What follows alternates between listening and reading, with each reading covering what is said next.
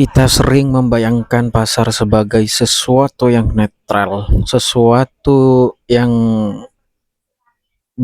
berjalan begitu saja. Tempat di mana nilai ditentukan secara objektif, di mana angka berbicara, di mana logika yang menang. Tetapi pada realnya, pada kenyataannya itu lebih rumit. Pasar bukan hanya tempat transaksi, pasar secara luas ini ya, dalam artian. Jadi dia adalah arena persepsi.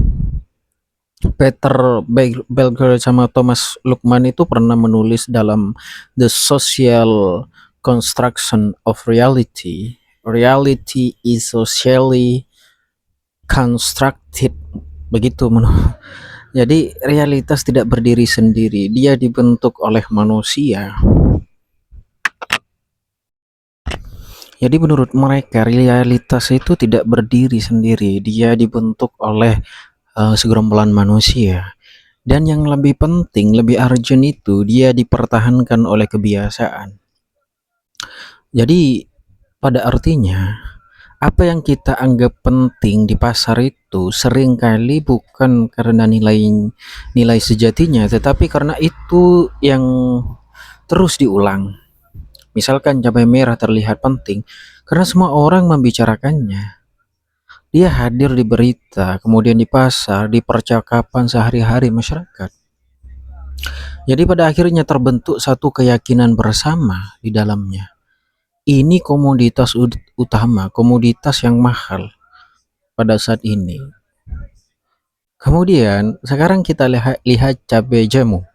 Dia tidak muncul di berita, tidak jadi bahan obrolan utama.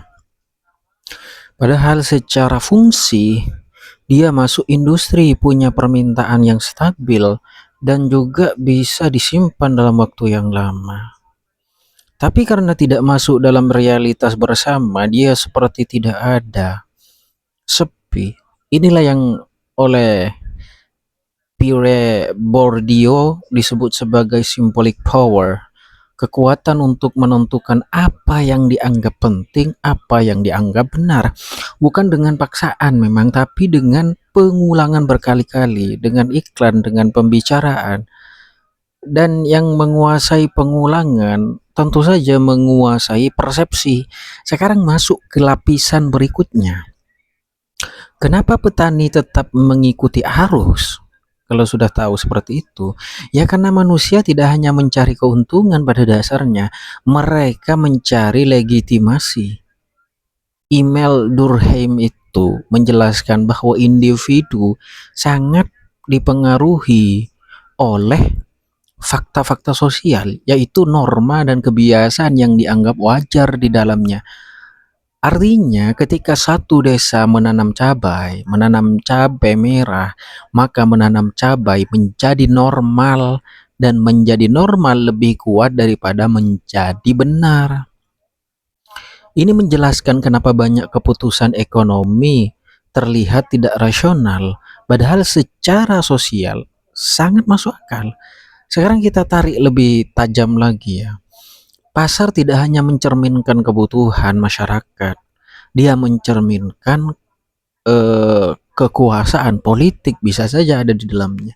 Siapa yang menentukan narasi, menentukan arah perhatian. Siapa yang menguasai perhatian, menguasai permintaan. Itu jalannya, polanya. Dan siapa yang menguasai permintaan? Ya tentu saja menguasai harga.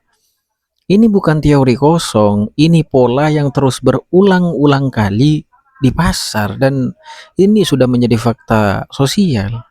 Jadi komoditas yang terlihat diperebutkan, komoditas yang tidak terlihat dihiraukan, diabaikan, dan di antara keduanya adalah ada celah. Ada celah. Cabai jamu berada di celah itu di saat orang berbondong-bondong nama cabai merah. Dia tidak cukup populer memang untuk diperebutkan, tapi cukup penting untuk diutuhkan. Dan disitulah peluang terbesarnya yang sering tersembunyi. Sekarang bayangkan satu desa tidak hanya mengubah produksi, tetapi juga mengubah narasinya. Mereka mulai berbicara tentang herbal misalkan, karena herbal kemungkinan besar ke depan akan melonjak, akan populer, mulai menunjukkan hasil, mulai membangun identitas baru. Awalnya memang kecil, tidak dianggap, bahkan diremehkan, tetapi realitas sosial punya satu sifat penting, dia bisa bergeser. Dan ketika cukup banyak orang mulai percaya, sesuatu yang dulu tidak terlihat menjadi pusat baru. Di titik ini kemudian terjadi pergeseran kekuasaan. Ya, bukan karena produk berubah, bukan produknya yang berubah, tetapi karena persepsinya yang berubah di tengah bahan kimia itu mulai dibicarakan, dan yang mengubah persepsi tidak hanya ikut dalam pasar.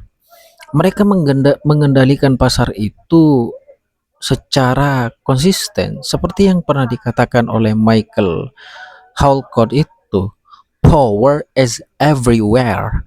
Kekuasaan tidak selalu terlihat.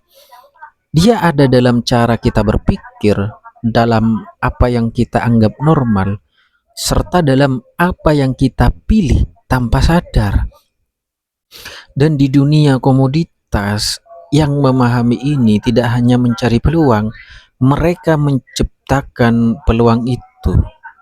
Jadi cabai jamu hanya contoh kecil, tapi logikanya berlaku luas, berlaku universal, berlaku umum.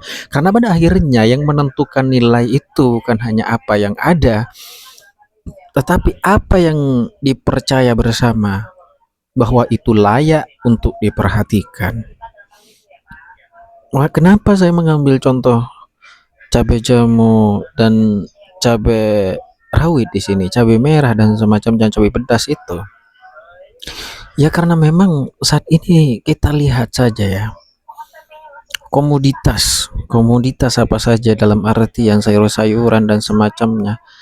Sekarang makanan, terutama ya, makanan itu didominasi oleh